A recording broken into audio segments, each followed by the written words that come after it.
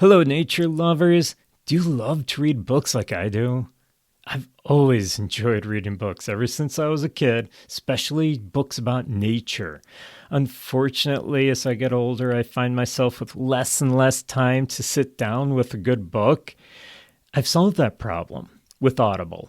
Audible allows you to listen to your favorite titles while you are driving, at the gym, taking a walk, wherever you are. With all the latest titles, you'll have quite a selection to choose from. And they have podcasts too. Start listening today with a free 30-day trial. To get your free 30-day trial, go to the show notes and click on the link. Happy listening.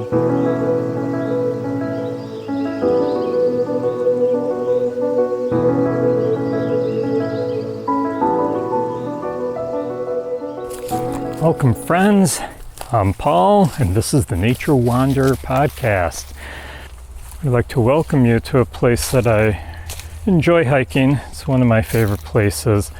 Out on the trails at Erie County Forestry in Sardinia. And I've done some podcasts from here before. The trails here are really nice, very wooded, very well kept most of the time.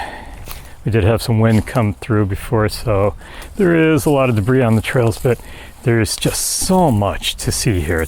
It's a beautiful, almost summer day. Yes, it's almost summer. So the weather is very warm finally, so people are getting out on the trails.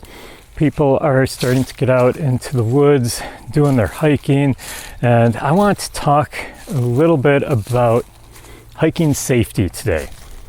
Because so many people are out on the trails, it's always good to know how to do it safely, how to get out there and not get hurt, not get lost.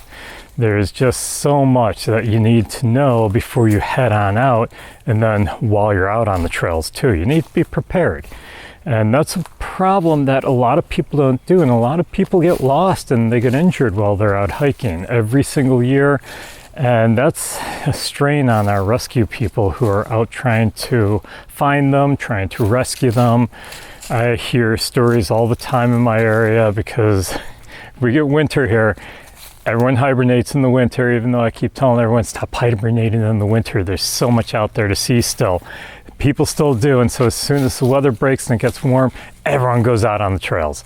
Everyone starts going to check out the woods, check out the trails, and so they're out there. And that's fine. I love it when people are out on the trails. That's what we should be doing. But you need to do it safely. So let's go over a few tips here on how to hike safely.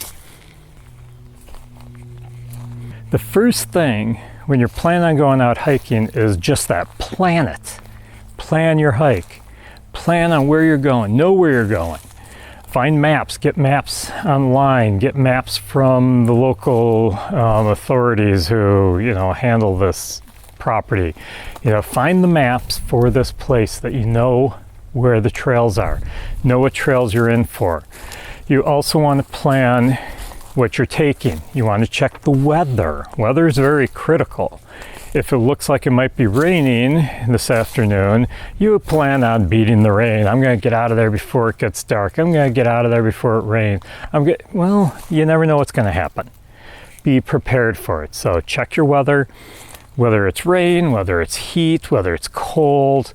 Hypothermia can set in very quickly if it gets cold out there while you're out hiking. You can get heat stroke. I've run into people who have gotten heat stroke while out hiking. So it can happen. Don't think that it's not going to happen to me, because it could. So be prepared. A couple of things for planning your hike. First of all, know your limitations. If it's a huge mountain that you're climbing, maybe you're not up for that. Maybe you've been a little bit tired lately. You haven't had your energy. It's your first hike of the year. You've been sitting on the couch all winter. Start working up to that. So know your limitations. Know how far you can go. 10-mile hike? Maybe not. When I'm out hiking with my wife, I always have to think of both our limitations. I can usually hike a little bit further. I can handle hills better than she can. just because I do more of it. So always know your limitations and the people that are hiking with you, their limitations as well. Once again, I said the weather. Check the weather. Make sure you are prepared for the weather. Make sure you know what weather is coming in. Check more than one source. I usually go on a couple of sources, a local weather station and weather.com, so that I can compare, make sure they're similar. One may say one thing, one the other. Be prepared for both. Get maps, download maps, or get a map online, print it up. Whatever you need to do, make sure you have a map, a trail map of where you are. Also leave trip plans. This is critical. I always tell everyone. I teach wilderness survival. I've been doing it for years and years and years. When I teach wilderness survival, that's something I always stress. Always leave a plan. Whether it's a phone call to a friend and say, hey, I'm going out hiking today. If I'm not back by this time, call the authorities. When I go out hiking alone, I'll get to that in a minute, but when I go out hiking alone, I always leave a note where my wife will see it if she doesn't already know where I'm going. Usually I tell her, I'm going out hiking this afternoon, here's where I'm going. But if I don't tell her ahead of time, if it's a last minute decision, then I will write down a note, here's where I'm going, here's when I should be back.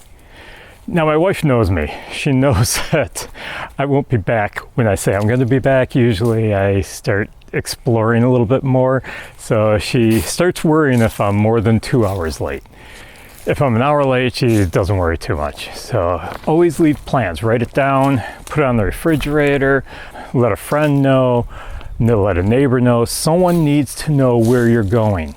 I don't know if this is a common thing all over. I have seen them in other states, but when you are out hiking, a lot of times, if I go to a designated trail, I will see these boxes with a little book inside and a pen or pencil, and you sign your name in. And then when you come out, you sign out again. That way they can check and see, oh, were they here? Did they sign out?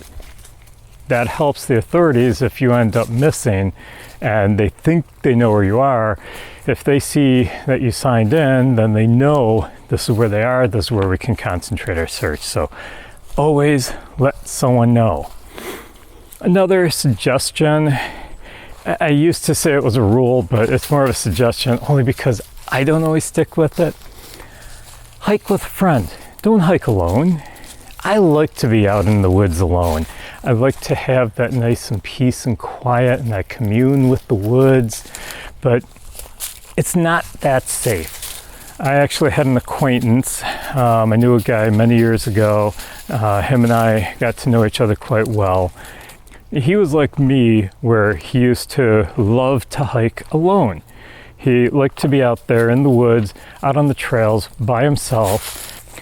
But the one day I got the news that he ended up dying. He fell off of a cliff and no one was there to let someone know what had happened so that they could get the emergency crews there quick enough. And unfortunately, he lost his life because he was hiking alone and he couldn't get help quick enough. So once you've prepared for your hike, okay, you've got all your plans made, you're ready to go. Now you need to make sure that you are prepared on the hike. First of all, if you want to avoid getting lost, stay on the trails. Stay on the trail. I do geocaching, I do orienteering, and so I am off trail every once in a while, but I always have my map with me, and it's a topographic map so that I know the area. It's an orienteering map, so there's a lot of landmarks that I can go to. But if you don't have such a thing, stay on the trails, or you're probably going to get lost. I can't count the number of times that I have gotten lost because I'm a wanderer. I'm an explorer. I see some footprints tracking, and I'll go and follow them. And I've had that happen before where I've gotten lost in, actually it was here at Sardinia Forestry. the Erie County Forestry many years ago. I was out hiking and I got off trail a little bit and it didn't look familiar to me, the area. And I started wandering, looking for the trail markers, and I was lost for a good, I'd say about an hour. Yeah, I just kept wandering trying to find that trail. I've gotten to know the forestry much better here because I'm here hiking a lot now, but back then I didn't know it that well, and it was a scary situation. So always be prepared for that, but the best rule of thumb is keep an eye on the trail marks on the trees. Always keep those markers in sight so that you stay on the trails. You'll find on a lot of websites the 10 rules for safe hiking, and they're pretty much the same. There are some slight differences between the websites, but they're mostly the same. And the first rule is navigation. Always have some way to navigate. A map, of course. Keep stressing that. Have a map of the trails. I've gone to places where I couldn't find a map online, but they'll have a map at the entrance. So I will take a picture of that map so I have it on my phone so I can refer to it every once in a while. I can zoom in on it. I can look at that map and I can figure out where I am on the trails. So always have some sort of map. There's a lot of good apps out there now for hiking where they'll have downloadable maps that you can follow and you can stay pretty safe. They actually will, as long as you have some signal, it will locate where you are and it'll keep track of where you are on the trail too, right on your phone. So have some sort of map. A compass is nice if you know how to use one. I know a lot of people who don't know how to use a compass, but if you have a compass and you know how to use it, they can be really, really handy. They can really help you out. That way you know if it's a cloudy day, which way is north, south, east, west, and you know how to get to that road. You know that you're east of the road, you're gonna head west. If you have a GPS, those are great. You mark where your car is, mark where the trailhead is, and that way if you do get lost, you can always find your way back to the trailhead in your car. Also, if you have any electronics like that, a GPS, take extra batteries. Yeah, always have extra batteries for those devices so that if your device dies, you can just replace the batteries and you're good to go again. Now the next thing on our list is clothing. Dress for the weather. Bring along items for the weather. So for instance, waterproof, windproof jacket, a hat, gloves if it's going to be colder out. If you're hiking in the winter, if you're hiking in cold weather, you may want some thermal undergarments, wool socks. If it's winter time, goggles help, face mask, a scarf, anything to keep your face warm, but also think about in the heat. Too many people think, well, it's warm out, I don't have to worry about all that extra gear, I don't have to worry about wearing a heavy jacket, I don't have to worry about the hat and gloves. But what about the heat, the sun? You need to insulate yourself from that too. So hiking in shorts, I do it all the time. But if I'm going to a place where there's lots of fields, lots of open areas, tall grass, I will wear jeans. I'll wear long pants, even if they're hot. I don't want the ticks getting on my legs. I don't want the sawgrass cutting into my legs. So dress for the climate, dress for the weather. Also, if it's going to be sunny and you're not in the woods, wear a hat. Protect yourself from the sun, which that's the next thing on the list is sun protection, sun and insect protection. I always try to bring some insect protection. I usually know the areas that I'm hiking and whether they're really intense with mosquitoes or other insects. So I will be prepared either way, even if I know it's an area where there aren't a lot of insects, not a lot of bugs. But I still make sure I bring along some sort of earth-friendly, human-friendly insect repellent and sunscreen. I'm going to do my public service announcement here on sunscreen. Make sure you protect yourself from the sun. when I was younger. I mean, I've worked so many outdoor jobs as a naturalist, as an environmental educator, but even before that, I was a house painter. I spent my entire day outdoors painting houses. I worked at a country club, was my first job on the grounds crew. So I was out there mowing the lawns in the sun. I was out there, watering the greens, raking out sand traps. I was out there in the sun all day long. And when I was younger, never wore sunscreen. Never believed in it. Nope. It's like, I don't want that greasy, yucky stuff all over me. Well, I regret it now. I've had skin cancer 3 times now. Small spots. I've always caught it quick enough that it didn't spread, but every year I go back and get checked up, and I have had skin cancer. So protect yourself. Okay, enough of the public service announcement. If you're going to some place where the bugs are really intense, you may want to think about wearing a bug net. They make the hats with the bug nets over them. Those are really good for keeping the black flies off of your face or the mosquitoes. If I go up to Algonquin Park up in Canada, if you go at the wrong time of the year, the black flies are atrocious. They will eat you alive, and that's where you really need one of these bug masks to help you out. Make sure you bring a flashlight of some sort, and don't depend on the light on your cell phone all the time. The battery on your cell phone will die down really quickly if you're using the light. So bring a separate little flashlight. They're usually a lot brighter than your cell phone light. And make sure, once again, you have extra batteries in case the batteries die on that. Yeah, I know, you're probably planning on getting out before it gets dark, getting out of the woods. I've done that before where I planned, I'm getting out of the woods before it gets too dark. Did I? No. It's happened to me a couple of times.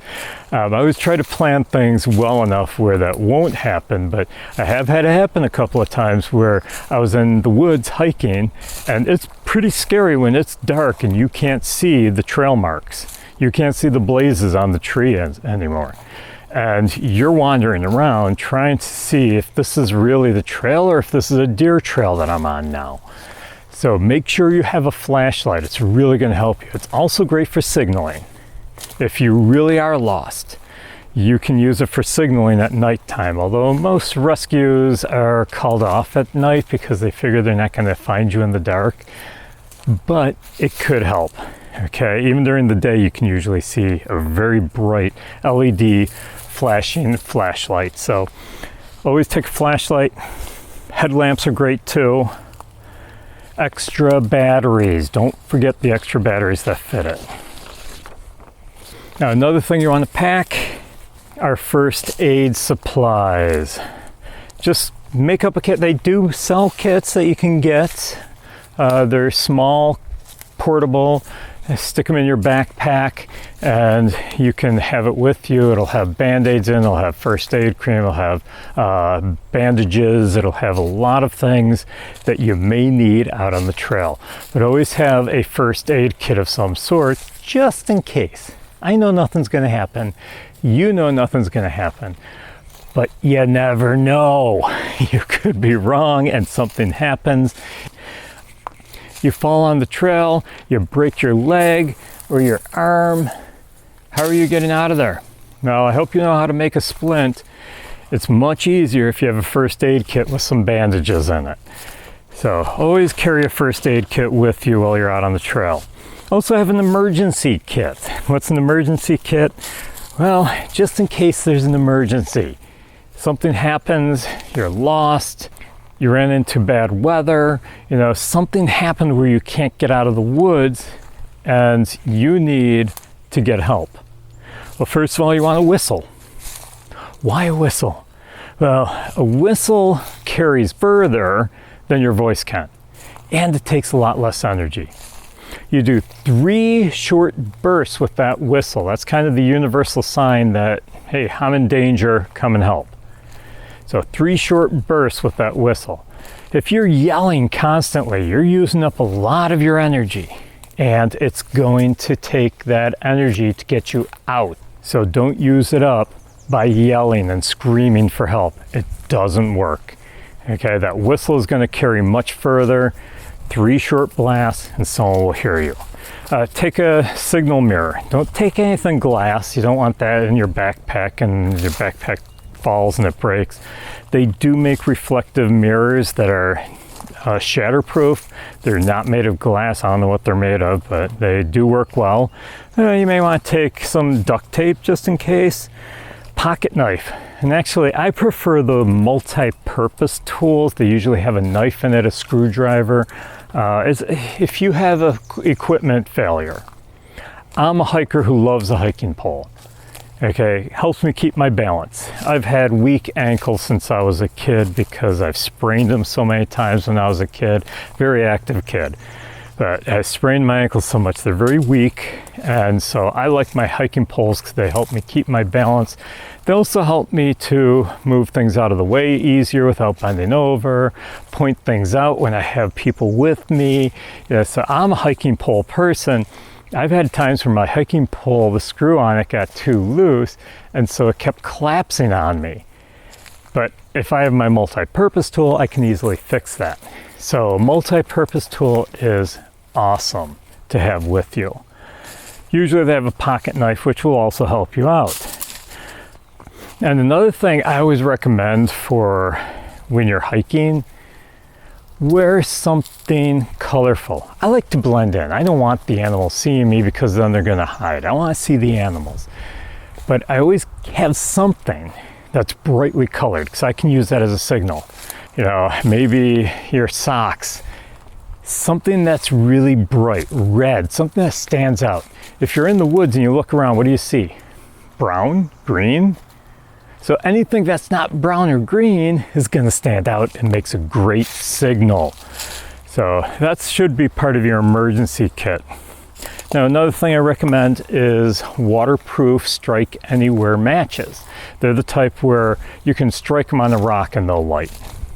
But get the waterproof kind. They do make waterproof strike anywhere matches. That way if they get a little damp, they get a little wet, they're still gonna work. A lighter, that's okay, but a lot of times those don't always work as well when they get damp. So a lighter is good, but not the best. That's why I prefer the matches. Fire starters, they do make a lot of different types of fire starters that are water resistant or waterproof. You can always get one of those as well and take that with you. Fire could save your life. You get stranded in the woods at night, you want to stay warm. Hypothermia sets in very quickly. In hypothermia, you're going to get sleepy, you're going to get tired, you're going to lay down, and you're never waking up. Yeah, your whole system is shutting down. And because of that, it's going to take your life. So you want to avoid hypothermia by getting warm, creating a fire. Even if it's a nice sunny day, like 75, 80 degrees, you never know. It could get cold at night, cold enough to throw that chill into your body to cause hypothermia. So take something that can make a fire. I know, you can rub 2 sticks together and make your own fire that way. Have you ever tried? I teach wilderness survival to scouts, and I always have them try that every time. I've never had a scout build a fire by rubbing 2 sticks together. I have never built a fire rubbing 2 sticks together. It takes quite a talent. I've seen someone do it, but it takes quite a talent to do it. So take the matches, bring them with you. Now, the next thing you should consider is nutrition. And I'm sure you're a healthy person, you eat well, but we're talking on the trail.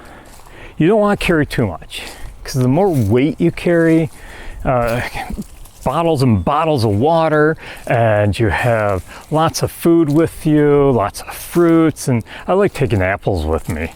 I like taking apples with me, but I don't take too many because that's all that extra weight that I have to carry around, which is going to make me more tired more quickly. So take something to eat with you, a little bit of nutrition. Now, technically, you can go 3 weeks without food. Okay, you can go 3 weeks. Only 3 days without water, though. then you dehydrate and you will die. So water is more important than food, but it's still good to have that nutritional food so that you can keep your energy up, so that you can keep going on the trail and you can get out. Also, you don't want the tummy grumble scaring all the wildlife away. I always take some sort of trail bars with me. I like to take maybe 3 or 4, depending on how long the hike is going to be. And like I said, I like to take apples with me. Also with food, make sure that it's high protein and high calorie items. The high protein, high calorie will give you that energy that you need for the hike, especially if you're doing like a mountain climb.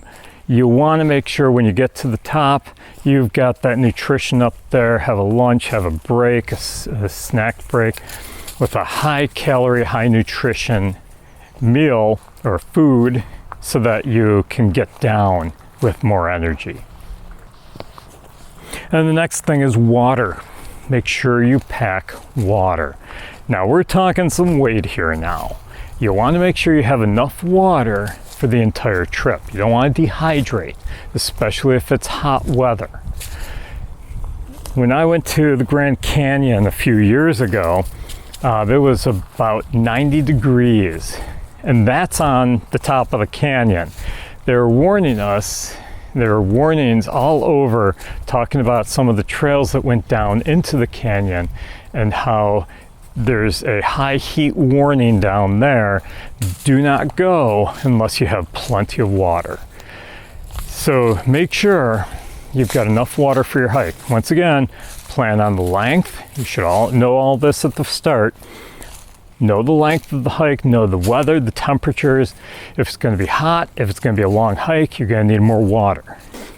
Now, the general rule of thumb is to pack at least 2 liters per person on your hike. Always carry a little bit more than you think you need. If you have the room and you don't mind carrying the extra weight, take a lot extra because you never know. And conserve it. I mean, as you're hiking along, don't be, drinking all of it all within your first half mile. Conserve it along the way, spread it out so that you keep yourself hydrated throughout. And the last thing that you really should be taking with you is some sort of shelter.